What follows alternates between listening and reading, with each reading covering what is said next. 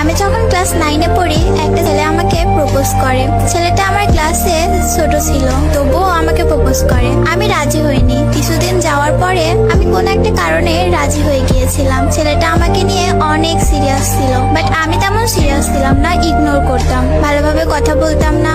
ছেলেটা অনেক কান্না করতো, আমার হাতে পায়েও ধরতো, রীতিমতো আমার জন্য পাগল ছিল। একদিন কথা না বললে সে পাগলের মতো হয়ে যেত। একদিন আমার বাসায় জেনে যায় আমি রিলেশন করি। অনেক বকা খাইছি, আমার ফোনটাও নিয়ে নেয় বাসা থেকে। তারপর সে তার ফোন আমাকে দিয়ে দেয়। সে তার বন্ধুর ফোন দিয়ে আমার সাথে কথা বলতো। আমি আবার ধরা পড়ে যাই, সে আবারও আমাকে আরেকটা ফোন দিয়ে দেয়। এভাবে অনেকগুলো ফোন আমাকে সে দিয়েছিল। সে অনেক পাগলামি করতো, আমাকে অনেক ভালোবাসতো, কিন্তু আমার ফ্যামিলি মানবে না। প্রথম প্রথম আম্মু মেনেও নিয়েছিল, কিন্তু আম্মু যখন জানতে পারে ছেলেটা সিগারেট খায়, তখন আমার আম্মু আর মেনে নেয় না। আমার বাসায় বিয়ের জন্য চাপ দেয়, অনেকগুলো বিয়ে ভেঙে দেয় আমি নিজেই। তখন আমার ফ্যামিলি আমাকে বলে, ঠিক আছে তোমাদের বিয়ে দেব, কিন্তু দুইজন কারোর সাথে কথা বলবা না, আগে বড় হও, তখন তোমাদের বিয়ে দিব।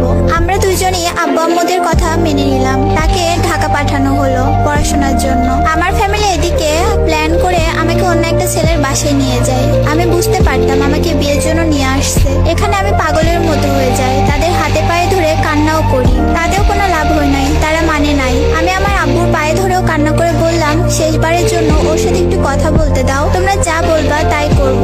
তারপর আমার আব্বু আমাকে বলল, কথা বলতে দিব, কিন্তু তুমি ওকে বলবা না যে তোমার আজকে বিয়ে। আমিও রাজি হয়ে যাই। ওকে কল দেওয়ার সাথে সাথে ও যখনই হ্যালো বলছে, তখনই আমি চিৎকার মেরে কান্না করে দিই আর বলি আমাকে বিয়ে দিয়ে দিচ্ছে। ও তো তখন পাগল হয়ে গেছে।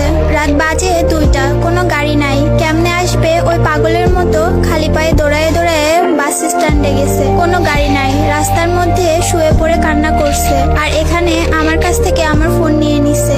আমি অনেকবার সেন্সলেস হয়ে গিয়েছি, তবুও কেউ মানে নাই। আব্বা আম্মু এসে আমার পায়ে ধরে বলতেছে বিয়েটা না করলে ওনারা মরে যাবে। তাই আর কিছু করার ছিল না, সিগনেচারটা করে ফেলি, হয়ে গেলাম অন্য কারো। কিন্তু মনটা মানতেছে না, আমি পাগলের মতো কান্না করি। কি করলাম এটা? আমার কান্না দেখে আমার ফ্যামিলি আমাকে বাসায় নিয়ে যায়। আর যার সাথে আমার বিয়ে হলো সেও বুঝতে পারে বিষয়টা, সে তার বাসায় চলে যায়। আমি আমার বাসায় এসে পাগল হয়ে গেছি পুরা। পরের দিন বিয়ের লোকজন আসবে আমাদের বাসায়। আমাকে আম্মু বললো, তুমি সবার সাথে ভালো ব্যবহার করবা, ওরা চলে গেলে তোমাকে ওর কাছে দিয়ে আসবো, ওর সাথে চলে যেও। আমিও বিশ্বাস করি, সারাদিন বিয়ের লোকদের সাথে অনেক ভালো ব্যবহার করি। দেন সবাই চলে যায়, কিন্তু লোকটা যায় না। আমি খুব কান্না করি, লোকটা যায় না কেন, ও থাকবে কেন?